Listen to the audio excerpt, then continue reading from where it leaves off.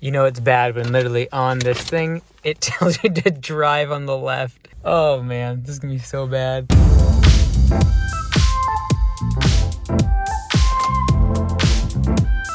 Time for a morning run. Let's do this.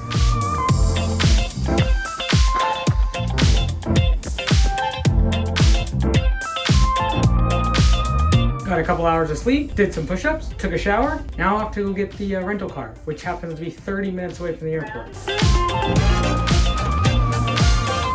As soon as I get my rental car, I gotta get some food. When I travel, I don't sleep much, and I find I do a lot better when I don't have sleep if I'm not eating. So I haven't ate or slept for 36 hours now. Good stuff. Augusta Longhair's budget for travel is not very high, so I didn't go smart car style, but pretty close to it here. But this is gonna take a while to get used to. On the wrong side, well, the other side. So there's probably not gonna be any video while I'm driving. I'm not gonna have headphones in while I'm driving, because it's gonna take every ounce of concentration. My eyes are gonna be peeled just to make sure I don't die. Let's see how this works. It looks massive, but I think the car is just tiny. Let's go. You know it's bad when literally on this thing, it tells you to drive on the left. Oh man, this is gonna be so bad. So I've driven in Europe and, you know, I'm used to not even knowing the names of the streets and everything, but it's the fact that this is not my indicator, that's the thing that kills me. The indicator is over here. Alrighty, day one of training. I'm looking forward to it. The first couple hours are actually with the founder, Jim Penman. So it should be fun. The rest of the training is done by a lot of the staff here at Jim's group, but I want to definitely catch the first couple hours here with Jim. I met him virtually and things like that, but it'd be fun to catch up with him now.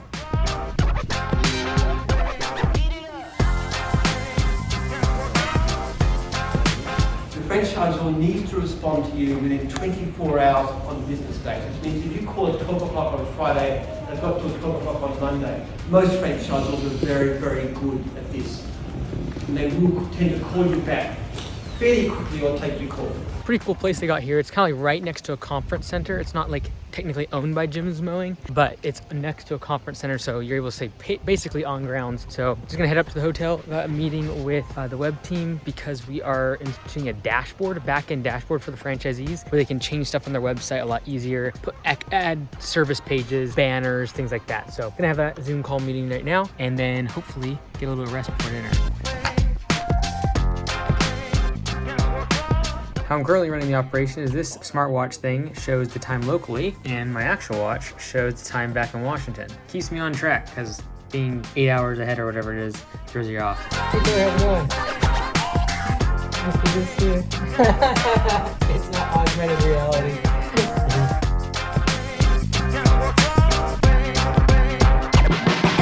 See, when I'm visiting a new place, I don't go see the new tourist attractions. I come to the mall to be able to see how they market and what's different about their marketing and advertising. Very interesting. You get so much data just walking through one mall. You have so many different companies. Jet lag is real. Just cannot sleep. So I'm gonna go ahead and work out. It's a little before 4 a.m. right now. And yesterday was day one of Jim's Mowing. Today I'm gonna go over on this video what are some of the things I've learned already at Jim's Mowing and somewhat the differences, the comparisons and contrasting between Augusta Lawn Care, my company, and Jim's Mowing. I've learned a lot and I'm really looking forward to what this whole week holds. But let's go over what I kind of learned in day one and a little bit about their system versus ours. So the first thing that makes Jim's Mowing really different than Augusta is really just the size of their franchisees. The average Jim's Mowing location does about $140,000 in annual revenue, and I would guess that their mean, like the 50th percentile, is more around that $90,000 to $100,000 level, and they're really trying to shoot for making $2,500 per week. That's kind of like their benchmark. Whereas last month at Augusta, for example, our average was I think like $35,000 a month per franchisee, and then our median, like the 50th percentile, was like $33,000. So it's not wrong or right. It's just a matter of they've really gone after that solo entrepreneur, the person that wants to work for themselves. But over here in Australia, labor is extremely, extremely expensive, like $25 to $30 an hour to get started. And so most of them don't get any employees. Another thing that makes them really different is just their structure. When you pay your franchise fees and royalties, etc., that doesn't actually go to the head office. It goes to franchisors. So you have the head office, then you have divisional franchisors, then you have franchisors underneath them, and then those franchisors are the ones who support the franchisees. And so different fee structures, different costs per lead is for every single different division, as well as every single franchisor. And anyone can become a franchisor after being a franchisee for so long, and then really you're the one that does the direct support with the franchisees, not the head office. So the head office here, I don't see like franchise business consultants and salespeople and marketing and all the rest of it. That is all done at the franchisor level, which is really just someone who's been part of the franchisee is able to become a franchisor and support, 5, 10, 15, 20 or more different franchisees in their area. This makes their model much more scalable because they don't have to have all of the support and the infrastructure at their head office, and the franchisors that come up and have 5, 10, 15 people underneath them take a lot of the responsibility for things like coaching calls, compliance, legal, all the fee collections, all that sort of thing. What's really interesting is the story of Jim's Mowing is very similar to my own story in that Jim was really highly educated and then decided this is not for me and started mowing lawns. I did the same thing, then started Augusta Lawn Care after deciding I wasn't going to go to the medical field. Also, the way that we structured our franchise agreements and legal papers is very similar in that it's very pro-franchisee. There's a lot of rights given to the franchisee, and they're allowed to leave the franchise without huge consequences or being put over a barrel in terms of fees. Another thing that's similar is the phone. They have a call center here. We have command center, and that is a service that they offer. And what's different about Jim's Mowing is where their model is different is they charge per lead. So per lead that comes in, you're gonna get charged anywhere from $15 all the way up to $65 per lead that comes in through the head office. And that's the phone number that's on all the trucks. All of your marketing material is the head office phone. And when that phone rings, you're getting charged when that lead is sent to you, and then it's up to you to follow up with them, set up a job, do the scheduling, invoicing, billing, etc. Really, their main thing at the head office is answering the phone call and creating a lead and sending it to a franchisee. At Command Center, I've always said the hardest thing we've done is Command Center, and it's because we do invoicing, billing, scheduling, we do their payroll, we do all these other things, and we'll actually schedule the jobs, schedule the estimates. They don't schedule the estimates for their estimators or their franchisees here, we do. So that's been a huge operational drag for us at Augusta, because from the first year we started actually when someone calls to schedule the estimate, and that's been huge and difficult for us. And I talked to Jim himself last night, and he said hopefully within the next year or two, they're going to be able to have their call center be able to schedule the first appointment, like the estimate with the client. But right now they don't do that.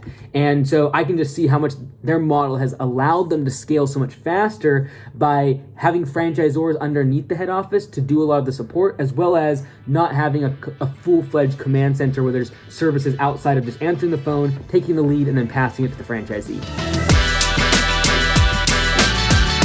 It's not really about what's right or wrong, but I do believe that Jim's Mowing is probably set up better for a solo operator than Augusta Lawn Care. Because at Augusta Lawn Care, I openly tell them if their goal is only to do 5, 10, 15,000 a month in revenue, to not join Augusta. There's not really a point. We're built more around scaling up and growing.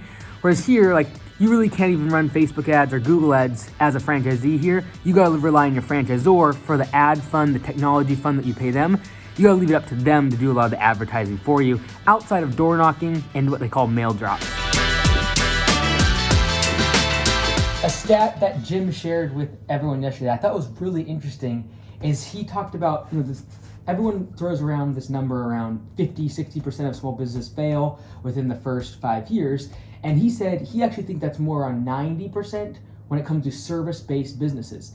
The reason is because small businesses is anyone less than 50 employees. So even a Taco Bell or a massive retail where they spend $1 million, $500,000 to build out a space and it's really capital intensive, they're going to be much less likely to fail because of that massive capital investment, as well as the fact that whoever is investing that probably has deep pockets and can sustain the business for a lot longer, even if it's unprofitable. So he believes for small businesses like lawn care, cleaning, fencing, construction, that because it's so easy to get into and the barrier to entry is so low, that the actual rate of closure is more around 90% in the first 5 years. I thought that was very interesting.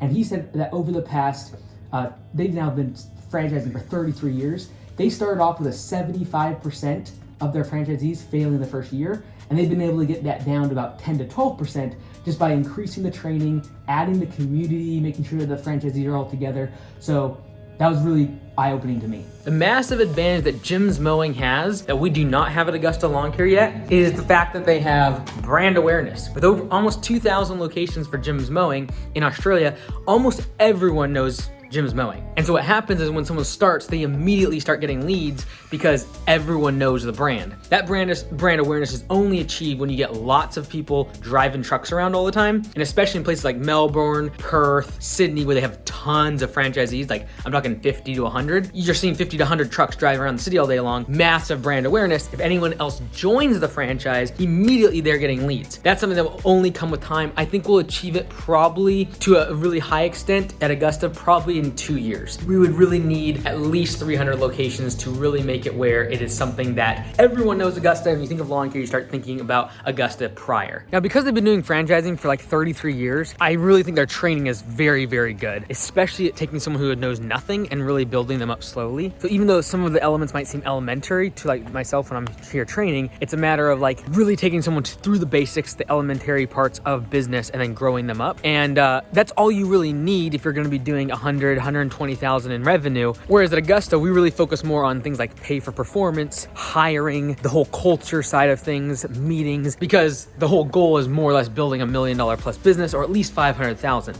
Whereas here, that's just not the goal. So the training is just totally different. But it's something I'm learning about because I think we need to do a better job of instituting more elementary steps to get to 500,000 and beyond. So we've actually already added a 4th day to our training. We've in the past always had 3 days. We're adding a 4th day to actually have quizzes and exams around the stuff that is taught and have software skills where it's like, hey, look, before you leave, you have to know these certain skills, and have demonstrated it in training. So those are the type of things that we need to do so that way when people get started in they're just brand new, that they don't go through very common pitfalls that, they're just the basics, but we kind of glossed over in the past because we only had 3 days to do training. So adding that 4th day, having tests and exams that they have to pass before leaving training is going to be something that we're instituting literally in a few weeks. And that's honestly the main reason why I'm here, is just to see how another franchisor does their training is super valuable. That's why I got an Anytime Fitness franchise, is just to learn this process. So seeing it now in my industry after being through the whole franchisor thing is super helpful because I can see behind the scenes, and I know what's going on behind the scenes. I know where the money's at. I know why certain things are done a certain way in terms of legalities. So this has been super helpful for me to be able to improve our processes, our training, and I'm really looking forward to making that happen. What made me feel a little bit better is yesterday Jim's mentioned how in the first 30 or 40 franchisees, they just did all the training at his house. That's literally what they did. And when I look back at Augusta in the first 20, 30 franchisees, I'm almost embarrassed at how we did training, honestly. But I felt a little bit better yesterday when Jim said that the first 30 or 40 franchisees, he just trained them in his living room at his house. But if he can point to the fact that improving training took their first year success rate from 25% to like 88%, that's incredible. So if I gotta fly to the other side of the world and spend thousands and thousands of dollars and spend an entire week, I'll do it, because you don't get this anywhere else. There's not like a book to read or an online course. So I really am appreciative of Jim's group. I recommend them highly for anyone in New Zealand, Australia, Canada, wants to get started, especially if you want to work for themselves and you don't necessarily want to have tons of employees or trucks rolling around all the time. I think that's a great move. Day 2 of training coming up. It's like I'm back in college. Here we go. Do a job for that customer, and after the job, you require the invoice and payment. Alright, so you got scratching in the ceiling. Look, it could be 2 things. It could be possums or it could be rodents. What time of night are you hearing the scratching? Nearly midnight, around 2 o'clock. Well, that rules out the possums because they're usually gone out by the time the sun sets, and then they're back within your roof light at sunrise. So I'm guessing it's either rats or mice. With the actual, with the jobs that have been coming in at the moment, we're getting a lot of calls for rats and mice in the ceiling. And as I said before,